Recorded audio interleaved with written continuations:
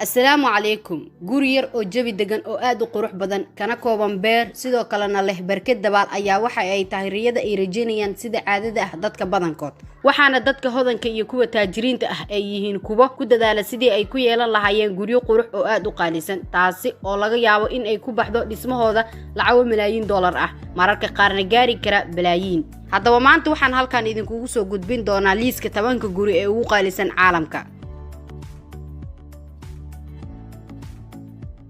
Kensington Gardens 128 milyan oo dollar gurigani waxa uu ku yaalaa mid ka mid ah goobaha ugu qurux ee magaalada London dalka Ingiriiska waxaana iska leh ganacsadaha bilyaneerka ah ee Hindiga Lakshmi Mittal waana madaxa shirkadda ArcelorMittal ee ka shaqeeya sameynta biraha masaaxadda uu ku fadhiyo gurigan ayaa ah 55,000 square foot waxaana la dhisay qarnigii 19aad asigoona ka kooban 12 qol barkado dabaal ah iyo waliba baakin lagu xareen karo 20 gaari waxaana gurigan hore u lahaa qoysaskii qaniga ahaa sida qoyskii Rothschilds iyo Bernie Ecclestone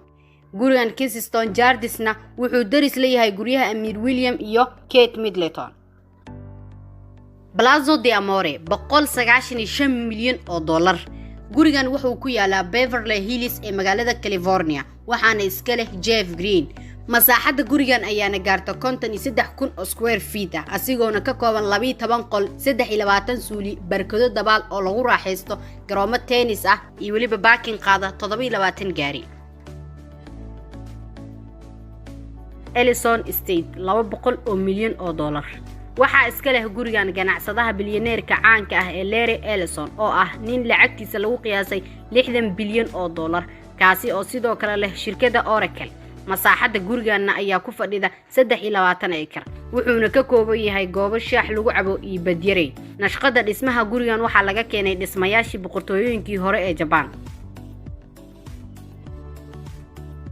guriga Four Fairfield Bond 248 milyan oo dollar qasrigani wuxuu ku yaalaa magaalada New York waxaana iska leh ninka lagu magacaabo Aaron Renner ahna milkiilaha shirkadda maalgelinta Renner Group wuxuuna ku fadhiyaa masaafo dhan 63 acre kana kooban 29 qol 39 suuli ah qolal waaweyn oo lagu casheeyo garoon basket lagu ciyaaro iyo waliba 3 baraakado oo lagu dabaasho gurigan Fairfield Bondna ma aha mid isticmaalo korontada dawladda balse wuxuu leeyahay goobo koronto laga dhaliyo oo ku taalo guriga dhexdiisa waana mid leh baakin qaada 100 gaari The Odeon Tower Penthouse waxa lagu dhisay 330 milyan oo dollar waana guriga kaalinta lixaad ku jira gurigani waxa uu ku fadhiyaa masaafadan 35,000 oo square foot ah waxa uuna ka kooban yahay dhismayaal dhaadheer kuwaas oo leh wiishash u gaar ah qolal aad u qurux badan iyo waliba dhowr barkada ah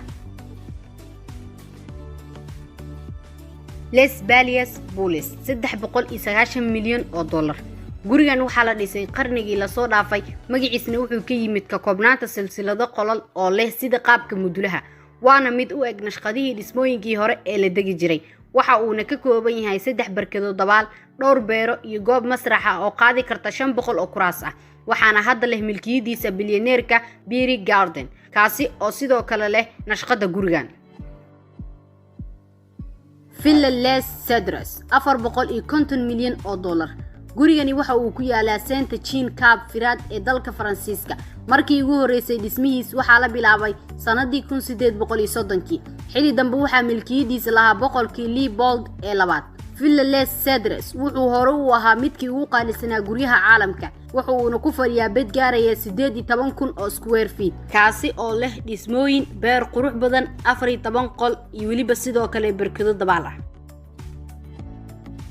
Villa Libolda 750 milyan oo dollar gurigani waxa leh Lily Zavra waana marwadii uu ka dhintay mid ka mid ah boqorkii boqorada bangiyada ee dalka Brazil ee Edmond Zavra gurigani waxa uu ku yaalaa dalka Faransiiska waxa uuna ku fadhiyaa 50 acre kaasi oo leh 11 qol 14 suuli iyo baraakado dabaal ah waxaana gurigani Villa Libolda isticmaalay muuqaaladiisa soo saarihii caanka ah ee Alfred Hitchcock filimkiisa To Catch a Thief ee soo baxay sanadii 1955 asigoona gurigan lahaanshihiisa uu hore u lahaa boqorkii Leopold kii labaad ee aan hore u soo sheegnay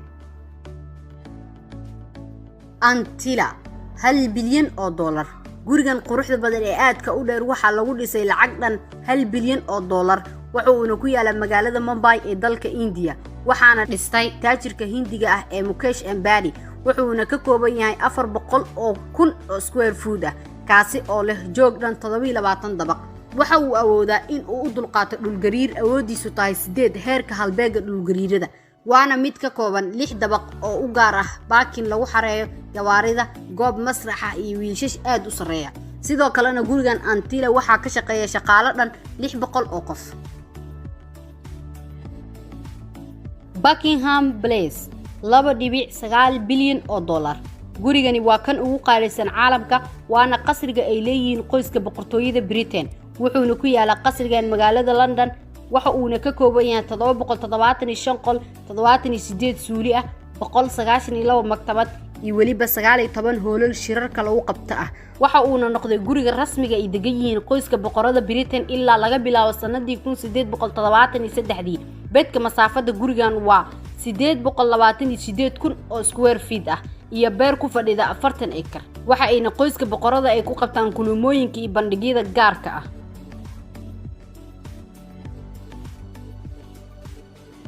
haddaba waxa halkaas inoogu eg muuqaalkeeni maanta. Assalaamu calaykum waraxmatullaahi wabarakaatuh.